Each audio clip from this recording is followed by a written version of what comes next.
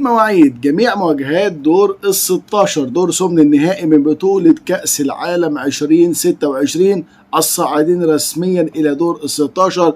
ما هي المنتخبات اللي لسه مكملة معانا؟ ما هي المنتخبات اللي ركبت الطيارة وقلنا لها خلاص باي باي مع السلامة؟ السلام عليكم ورحمة الله وبركاته، أهلا بكم في فيديو جديد وحلقة جديدة. عندنا 16 مواجهة في دور ال 32: مواجهة البرازيل واليابان، ساحل العاج والنرويج، ألمانيا، باراجواي، فرنسا، السويد، المكسيك، الإكوادور، جنوب أفريقيا، كندا، إنجلترا والكونغو الديمقراطية، هولندا أمام المغرب، البرتغال أمام كرواتيا، والأرجنتين أمام الرأس الأخضر، ومصر أمام أستراليا، وأسبانيا أمام النمسا، وسويسرا أمام الجزائر، وأمريكا أمام البوسنة، وكولومبيا أمام غانا، وبلجيكا أمام السنغال. يا ترى يا هل ترى إيه النتائج اللي خلصت؟ تعالى كده وافكرك باللي حصل من مواجهات واللي خلصت من نتائج وتأهل رسمي لكم منتخب بقى حتى هذه اللحظة. تأهل ل5 منتخبات رسميا إلى الدور القادم دور ال 16. هبدأ معاك من لقاء كندا أمام جنوب أفريقيا، وكندا أنهت على طموح جنوب أفريقيا. كندا مستمرة وجنوب أفريقيا بيركب الطيارة من دور ال 32. كمان لقاء البرازيل واليابان، ومباراة استمرت ل90 دقيقة فقط لا غير كده، وأقول لك لا وألف لا. البرازيل رفضت الوصول لإكسترا تايم، والبرازيل بتعود بريمونتادا. اليابان تتقدم والبرازيل يتعادل ثم يتقدم 2-1 لصالح البرازيل. البرازيل مكمله معانا واليابان ركبت الطياره. كمان كان عندنا لقاء باراجواي والمانيا، وشفنا مباراه سجال ما بين المنتخبين. باراجواي بتتقدم، المانيا تعود، وانتهت المباراه في وقتها الاصلي وكمان في وقتها الاضافي 1-1. وركلات الترجيح ابتسمت لباراجواي 4-3 علشان تتحقق المفاجاه الاولى خلال مواجهات دور ال 32. باراجواي بتكمل معانا والمانيا بتركب الطياره. كمان تابعنا مباراه كانت جميله جدا، مباراه هولندا امام المنتخب المغربي. هولندا تتقدم والمغرب يعود في الثانيه الاخيره، ونلعب اشواط اضافيه ونستمر ونصل لركلات الترجيح بعد ما انتهت المباراه في وقتها الاصلي والاضافي 1-1.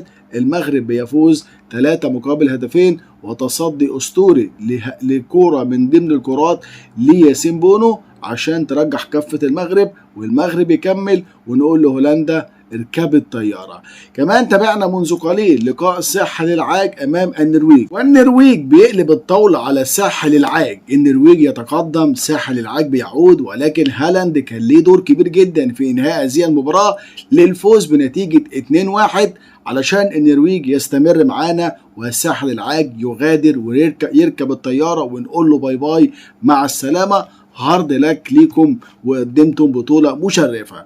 تعال بقى نكمل مع بعض باقي مواجهات دور ال 32، وطبعا عندنا لسه 11 مواجهة متبقية. مواجهة فرنسا والسويد واللي هتكون بعد قليل، هتكون الساعة 12 صباحا، والفائز من هذه المباراة هيصطدم بمين بقى؟ فرنسا والنرويج. الكسبان على طول هيواجه منتخب باراجواي. كمان لقاء المكسيك أمام الإكوادور واللي هيكون 4 صباحا بتوقيت مكة المكرمة. لقاء كلنا هننتظره ونشوف الفائز من هذه المباراة. لقاء إنجلترا أمام الكونغو واللي هيكون الأربعاء 1-7 مساء.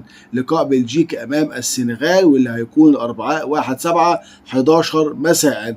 كمان عندنا مواجهات يوم الخميس: أمريكا أمام البوسنة الخميس 2-7 الساعة 3 صباحا، ولقاء أسبانيا أمام النمسا اللي هيكون 10 مساء.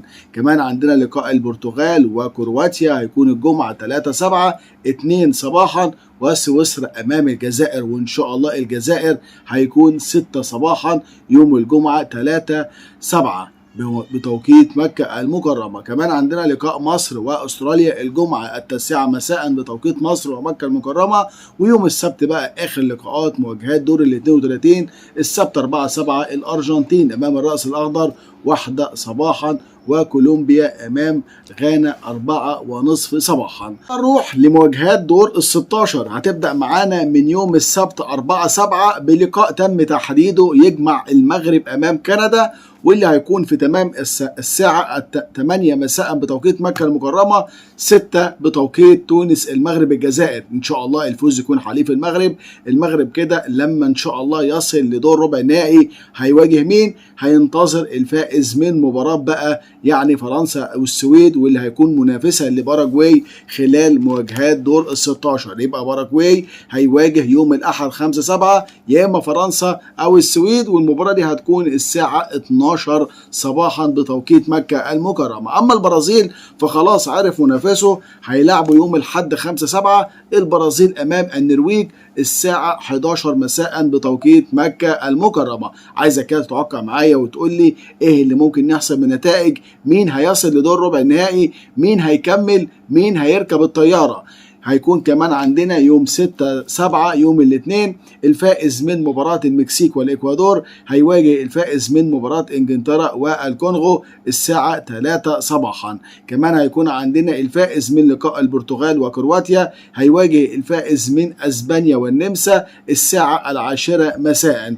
يوم الثلاثاء 7/7 هيكون عندنا لقاءات مهمة جدا. الفائز من أمريكا والبوسنة هيواجه الفائز من مباراة بلجيكا والسنغال 3 صباحا، والفائز من لقاء الأرجنتين والرأس الأخضر هيواجه الفائز من لقاء مصر وأستراليا الساعة 7 مساء. كمان الفائز من لقاء الجزائر وسويسرا هيواجه بقى الفائز من مباراة كولومبيا أو غانا.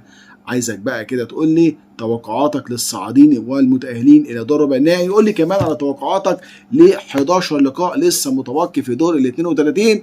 ننتظر بقى لقاء قادم قوي ما بين فرنسا والسويد، ونشوف هل هتحدث المفاجأة ولا فرنسا هيكون ليها رأي تاني. بشكرك جدا على المتابعة، والسلام عليكم ورحمة الله وبركاته.